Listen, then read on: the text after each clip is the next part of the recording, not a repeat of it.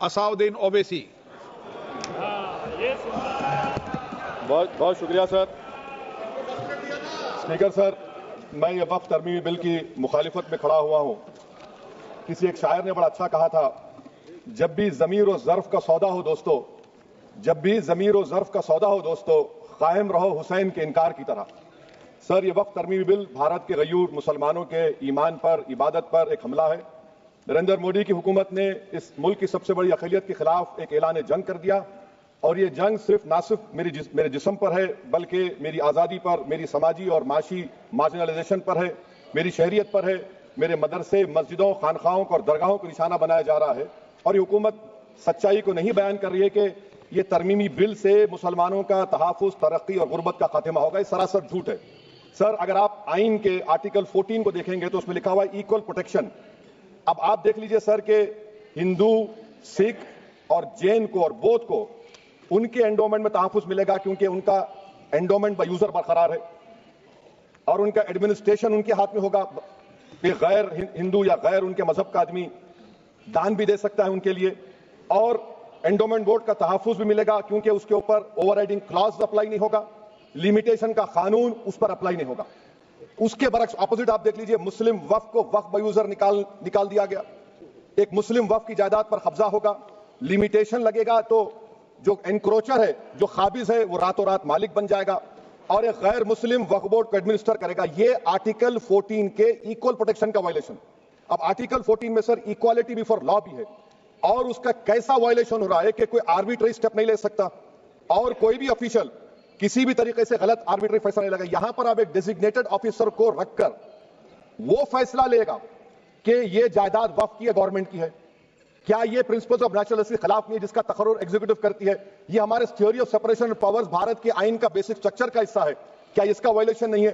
Sir, article 25 का violation कैसे है कि आप मुसलमानों से वक्फ बाय यूजर छीन रहे हैं और फिर आप कर्ब कर रहे हैं वक्फ वाल औलाद को, मगर वहीं पर दूसरे धर्म के मानने वालों को उनके मजहब पर चलने की पूरी इजाजत है। लफ्ज जो आर्टिकल 25 में इस्तेमाल हुआ सर, वो इक्वली एंटाइटल्ड, यहां पर मुसलमानों के इक्वल एंटाइटल्ड नहीं हो रहा। अभी हम गृह मंत्री का, वजीर दाखिला का यहां पर उनका हमने तकरीर सुनी, यहां पर वो ये कहते हैं, वजीर दाखिला, शायद वो कटमुल्ला की जबान ना कह दे, वजीर दाखिला कहने पर वजीर दाखिला ने अपने बयान में कहा कि बोर्ड और काउंसिल जो होगा वो माने वक्फ इस्लाम से अलग है। सर, अगर ये बात सच है आपकी, तो फिर आपको ये कानून बनाने की जरूरत ही नहीं है, आप एक नॉन स्टैट्यूटरी बॉडी बना दीजिए। ये जो कानून बन रहा है ना सर, ये आर्टिकल 26 इसका सोर्स है, और आर्टिकल 26 जब इसका सोर्स है तो आर्टिकल 26 का ABCD क्या कहता है कि रिलीजियस डिनोमिनेशन को अपने मजहब के अफेयर्स खुद चलाना, मूवेबल इमूवेबल प्रॉपर्टी को लेना और एडमिनिस्टर करना। जब हिंदू धर्म को, बौद्ध धर्म को, सिखों को यह राइट दिया गया है, तो आप कैसे मुसलमानों से छीन रहे हैं? तो यह आर्टिकल 26 का ग्रेव वायलेशन है। तो सर, अब वक्फ बाय यूजर का मामला देखिए, मिनिस्टर साहब ने कहा कि एंक्रोचमेंट हो रहा है, 17,000 एंक्रोचमेंट हुए हैं। तो यही नरेंद्र मोदी की हुकूमत ने 2014 में उस वक्त के मंत्री ने एक Waqf properties eviction of unauthorised occupants bill को इंट्रोड्यूस किया। आपने विड्रॉ कर लिया 2024 में उसको। क्यों विड्रॉ किया सर आपने? जब आप मान रहे थे कि एंक्रोचमेंट हो रहा है तो आपने बिल को विड्रॉ कर लिया। अच्छा सर, अब वक्फ बाय यूजर को आपने निकाल दिया, माने कंडीशन क्या लगाए कि अगर उसमें डिस्प्यूट होगा और गवर्नमेंट प्रॉपर्टी होगी। सर, डिस्प्यूट तो है। मिसाल के तौर पर मोहिबुल्लाह साहब जिस मस्जिद के इमाम है, पार्लियामेंट के सामने मस्जिद है सर, 123 प्रॉपर्टीज में मस्जिद है, डिस्प्यूट चल रहा है। कल कलेक्टर या डिस्ट्रिक्ट ऑफिसर बोलेगा कि भाई साहब ये गवर्नमेंट प्रॉपर्टी है, स्टिकर लगा दिया जाएगा, मस्जिद बंद, गवर्नमेंट प्रॉपर्टी हो गई, होगी ना सर? अब ये बताइए, आप जब से यहां पर पूरे बीजेपी रूलिंग पार्टी हमको ज्ञान दे रहे हैं कुछ नहीं होगा, कुछ नहीं होगा, मैं दलील के साथ बता रहा हूं आपको। ये मस्जिद दिल्ली गवर्नमेंट बोलती हमारी है, दिल्ली वक्फ बोलता हमारी है। तो सर, वक्फ बाय यूजर, अगर मैं अपनी गवर्नमेंट के खिलाफ वक्फ बोर्ड वक्फ बाय यूजर इस्तेमाल नहीं करेगा तो क्या है सर? अच्छा, ये अमेंडमेंट जब हो जाएगा तो मुझे कहने दीजिए सर, सिर्फ प्राचीन मंदिरों की इबादत होगी, मस्जिदों की नहीं होगी। अब सर आप आ जाइए, अगर डिस्प्यूट मेरा एंशिएंट मॉन्यूमेंट से वक्फ का, एक मिसाल दे रहा हूं, दिल्ली में 172 वक्फ प्रॉपर्टीज ASI कंट्रोल में है, मैं तो हार ही गया वो, क्योंकि मेरे पास डॉक्यूमेंट नहीं है। आप कह रहे हैं कि डॉक्यूमेंट चढ़ाओ। अगर मेरा गवर्नमेंट से डिस्प्यूट चल रहा है, मैं तो क्लेम ही नहीं कर सकता, क्योंकि आप जज बनेंगे, आप ही फैसला करेंगे, और जब तक आप फैसला नहीं करते वो वक्फ की प्रॉपर्टी नहीं होगी। वो प्रोविजन डाल दिया आपने। अच्छा, अगर मेरा डिस्प्यूट एंक्रोचर से होगा सर, तो एंक्रोचर में तो आपने तो 107 को डिलीट कर दिया। आप रातों रात खाबिज को एनक्रोचर को मालिक बना रहे हैं। सर मैं ये पूछना चाहता हूं आपके जरिए हुकूमत से, एक मुंबई में एक बहुत बड़े दौलतमंद है, खोजा बरादरी का यतीम खाना था, उन्होंने 2004 या 5 में 22 करोड़ में खरीद लिया। वो केस सुप्रीम कोर्ट में, क्या आप उनको मालिक बनाना चाहती है लिमिटेशन एक्ट अप्लाई करके? हमको बताइए, हम जानना चाह रहे हैं। और सच्चर कमेटी ने सर 2007 में कहा कि दिल्ली के 123 प्रॉपर्टीज की मार्केट वैल्यू 6000 करोड़ की। आज हम 2025 में आ गए, क्यों आप उन प्रॉपर्टीज के खिलाफ पड़े हुए? 1976 में उस वक्त के वजीर आजम इंदिरा गांधी लेटर लिखा, इसको आप दे दीजिए, मगर आप उसको मानने को तैयार नहीं है। तो सर और एक जो झूठ फैलाया जा रहा है, management empowerment efficient development. Sir this bill takes any management from the hands of Muslims, disempowers the waqf in comparison to any other stakeholder, takes away the efficiency of administration and hampers development. Waqf disempowerment in the name of efficiency, inefficiency is being created. The progress of development from pre-independence till today sought to be destroyed. Sir अभी हमारे home minister साहब ने फजल पुकाया case का जिक्र किया। Sir मैं आपसे गुजारिश करूंगा कि होम मिनिस्टर जरा अच्छे लोगों को रखकर इंफॉर्मेशन ले। फजल पुकाया का ऑबिटर क्या है? इट इज ऑबिटर, वो रेशो डेसिडेंटाई नहीं है जो आपने कहा है। अच्छा सर, शेड्यूल ट्राइब के बारे में कहा, क्या शेड्यूल ट्राइब में मुसलमान नहीं होते? शेड्यूल कास्ट में नहीं होता मुसलमान, शेड्यूल ट्राइब में मुसलमान होता। तो क्या आर्टिकल 25 मेरा चला गया, आर्टिकल 26 चला गया, आर्टिकल 14 चला गया, 15 चला गया, 29 चला गया? लक्षद्वीप का एक मुसलमान एमपी है, क्या उसको राइट नहीं है क्योंकि ट्राइबल है? क्या कह रहे हैं आप? इस ऐवान को क्यों गुमराह कर रहे हैं आप शेड्यूल ट्राइब के नाम पर? सर और एक चीज जो आपको बता रहा हूं सर, अब आप जब आर्टिकल 26 से मेरा सोर्स है, तो आप सेंट्रल वक्फ काउंसिल में 22 में से 10-11 आप नॉन मुस्लिम को बना सकते हैं। रिलीजन न्यूट्रल आपने कह दिया, और आप बनाएंगे, क्यों बनाएंगे आप? स्टेट वक्फ बोर्ड में 7 नॉन मुस्लिम होंगे और 4 मुसलमान क्यों होंगे? क्योंकि आप लॉ में 95 में डायरेक्ट मैनेजमेंट में ले सकते हैं 5 साल के लिए। आप वक्फ यूजर को आप कलेक्ट डिस्ट्रिक्ट ऑफिसर बोलेगा ये वक्फ की प्रॉपर्टी नहीं है, तो वो वक्फ बोर्ड खामोश बैठ जाएगा, कुछ एक्शन ही नहीं लेगा क्योंकि वो आपके प्यादे हैं। अच्छा जब आप नॉमिनेट करेंगे सर मैं मोदी गवर्नमेंट के खिलाफ नो कॉन्फिडेंस ला सकता हूं, मगर वक्फ बोर्ड का चेयरमैन जो नॉमिनेट होगा उसके खिलाफ नो कॉन्फिडेंस नहीं ला सकते, हम बिल्कुल नहीं ला सकते। क्या मजाक है बताइए आप? ये डेमोक्रेसी है? नॉमिनेट भी स्टेट गवर्नमेंट करेगी, वो अगर डिक्टेटर बन जाएगा जैसा आज भारत में हो रहा है तो वो भी नहीं हटेगा। कम से कम यहां पर तो इलेक्शन है, वहां पर तो आप 5 साल झेलते रहो उसको। अच्छा सर, अब ये जो क्लॉज 11 और क्लॉज 9 आप 16AA से देखिए, where the qualification of the members of the board has been limited only to 3 categories contained in 14(1)(c). Intention is very clear that the majority is to be packed with non-Muslims. So who will defend my interests, sir? If I cannot depend on the state waqf board, central waqf council, which are going to comprise non-Muslims, this in itself is a clear violation of Article 26, 14 and 15, sir. अच्छा sir, CO पहले 95 में था कि word मुस्लिम, आपने गायब कर दिया उसको। अरे आखिर क्यों इतनी नफरत है आपके लफ्ज मुसलमान से? अच्छा फिर क्या कह रहे हैं आप कि ये भी आर्टिकल 26 का वायलेशन है? सब जितने हिंदू धर्म के प्रॉपर्टीज हैं, सिख धर्म के हैं, बौद्ध के हैं और आपके जैन के, वहां पर उन्हीं के मजहब का ऑफिसर होगा, और कहां पर नहीं होगा? वक्फ बोर्ड में। Waqf board is a pure religious institution, इसको समझने की जरूरत है। तो आप ये कर दे रहे हैं सर। अच्छा सर आप देखिए, अब आप आ जाइए ये ट्राइब्यूनल पर। मुझे समझ में नहीं आया सर कि हमारे होम मिनिस्टर वजीर दाखिला ने क्या कह दिया कि 2013 का जो कानून है वो नहीं बनता तो नहीं लेके आते। मैं बड़े अदब के साथ उनसे पूछना चाह रहा हूं कि क्या उस वक्त राजनाथ सिंह साहब, अडवाणी साहब, हमारी लेट सुषमा स्वराज, ये बड़े बड़े नेता यहां बैठे थे? आपने यूनानिमस उस कानून को पास करवा दिया। कीर्ति आजाद थे उस वक्त, अब यहां बैठे हैं वो टीएमसी में। तो क्या आप गलत थे या वो गलत थे? हमको बता दीजिए, आप बता दीजिए। क्योंकि अगर अडवाणी आपके लिए बहुत बड़ा नेता है, मेरे लिए नहीं हो सकते, आपके लिए आपने पद्मश्री दिया उनको।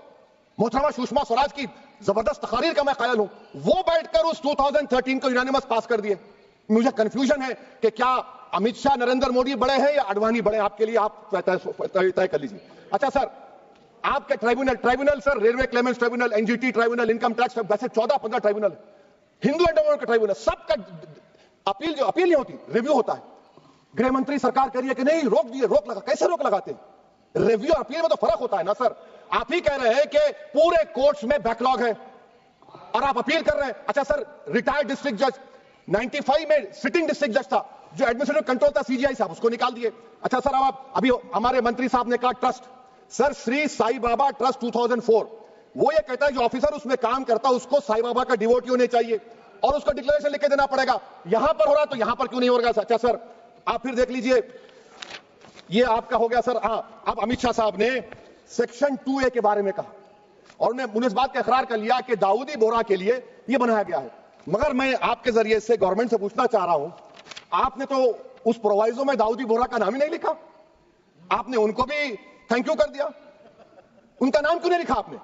और सर, और गवर्नमेंट क्या कर रही है, आप मुस्लिम समाज में जो बेकार किस्म के लोग हैं उनको एक रास्ता बना रहे हैं, एग्जिट दिखा रहे हैं कि तुम्हें वक्त से बचना है तो तुम ट्रस्ट बना लो। ये क्या कर रहे हैं सर आप? कम से कम उन दाऊदी बोहरा को आप दे देते। अच्छा sir, clause 3B section 36 clause 18 देख लीजिए, oral work, oral appointment has sought to be discontinued even though it is recognized practice in Islam. Muslim personal laws recognize oral work and 1937 Shariat Application Act.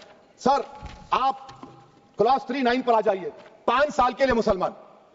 मैं किरण रिजिजू से पूछना चाहता हूं, sir दाढ़ी रखे तो मुसलमान प्रैक्टिसिंग है या क्लीन शेव आपकी तरह है? तो बताइए हमको, प्रैक्टिसिंग क्या होगा? अच्छा, किसी को पकड़ के मॉब लिंच कर दिया और बोले कि JSR का नारा लगाया, और वो JSR का नारा लगाया तो क्या मुसलमान रहेगा? नहीं रहेगा। या फिर देश के प्रधानमंत्री ने कहा था कपड़े देखकर पहचानो, तो क्या कपड़े देखकर आप कह देंगे? अच्छा, अगर कोई क्रिश्चियन हिंदू धर्म कबूल करता है तो क्या वो मंदिर को नहीं दे सकता प्रॉपर्टी? फिर भारत के संविधान में आर्टिकल 300 क्यों है सर? राइट टू इक्वालिटी क्यों है? फ्रीडम ऑफ रिलीजन क्यों है? 5 साल कहां से लाएंगे? अच्छा सर, और एक चीज मैं आपको बोल के खत्म कर दूंगा सर। इस बिल में वक्फ औलाद का सर, इसमें आप देखिए clause 432, the creation of waqf al-awlad shall not result in denial of inherent rights to heirs, including women heirs or the waqif or any other right of person. Sir, ये article 25 का violation है, शरीयत application act 37 का violation, article 300A का violation है। अच्छा, हिंदू धर्म में सेल्फ एक्वायर्ड प्रॉपर्टी को एक हिंदू, अब उसके फर्ज के 2 बच्चे हैं, वो एक को अपनी पूरी दौलत दे सकता है, कोई रोक टोक नहीं है। वो कहेगा नहीं मैं घर के बच्चों को नहीं दूंगा, मोहल्ले के गरीब को दे दूंगा, वो भी कोई रोक टोक नहीं है। वहां पर आपको बच्चों की फिक्र नहीं है। जब मैं अपनी प्रॉपर्टी को अल्लाह को मालिक बनाकर दे रहा हूं, आप कह रहे बच्चों की फिक्र नहीं है। इतनी मोहब्बत आप बिल्किस बानो से दिखा देते तो आपके लिए दुआएं देती आपके लिए। तो सर, आप दूसरी बात आप देख लीजिए सर, आखिरी बात कहकर मैं अपनी बात को मुकम्मल कर रहा हूं सर। नहीं मुकम्मल कर रहा हूं, स्पीकर साहब बहुत टाइम दे दिए। सर आप देखिए, इसमें अमित शाह साहब बोले कि इतनी प्रॉपर्टीज का कब्जा हुआ, चोरी हुई, ये हुआ। सर, क्लॉज 2652A सेक्शन, अगर कोई प्रॉपर्टी बेचता है 2 साल की सजा थी, आपने क्या कर दिया? उसको 6 महीने कर दिया। नॉन अवेलेबल था, आपने अवेलेबल कर दिया। सेक्शन 40 की बात करते हैं, सेक्शन 40 में सर हमको जो ज्वाइंट वर्किंग कमेटी का जो नोट्स दिए, उसमें मिनिस्ट्री ऑफ माइनॉरिटी अफेयर्स ने कहा कि 30 साल में 515 केसेस सेक्शन 40 के, और सिर्फ 8 लोग कोर्ट को गए। वक्फ यूजर का कानून तेलंगाना आंध्रा में है, सेक्शन 40 का कानून तमिलनाडु 63 है, आंध्र प्रदेश में 43 है। और सर आप डायरेक्शन दे रहे हैं। अच्छा, क्लॉज 4218B देखिए सर, आप रूल बना रहे हैं, कोऑपरेटिव फेडरलिज्म के खिलाफ है, इतना रूल बना रहे हैं। और आखिर में सर मैं आपको बताना चाह रहा हूं स्पीकर साहब, ये बिल का मकसद सिर्फ मुसलमानों को जलील और रुस्वा करना है, मुसलमानों को दूसरे दर्जे का शहरी बनाने का इनका मकसद है। सर अगर आप हिस्ट्री को पढ़ेंगे तो महात्मा गांधी उस वक्त के व्हाइट अफ्रीका में, सफेद फार्म अफ्रीका के कानून को महात्मा गांधी ने कहा था कि ये मेरा कॉन्शियंस इसको मानता नहीं है, मैं इस कानून को कबूल नहीं करता हूं। तो महात्मा गांधी ने क्या किया? उन्होंने उस कानून को फाड़ दिया। तो मैं गांधी की तरह इस कानून को फाड़ता हूं। ये अनकॉन्स्टिट्यूशनल है सर। इस देश में झगड़े पैदा करने का काम बीजेपी करना चाहती है मस्जिद और मंदिर के नाम पर, इसीलिए मैं इसका कंडेम करता हूं। और मैं आपसे गुजारिश करता हूं कि मैंने अपने 10 अमेंडमेंट दिए हैं, आप इसको कबूल करिए सर, मुझे बोलने का मौका दीजिए और उस पर डिवीजन का मैं डिमांड भी करूंगा। Thank you sir.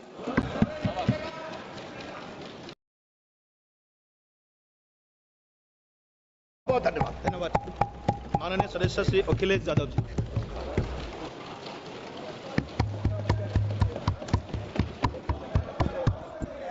प्लीज। कोई बात नहीं। आज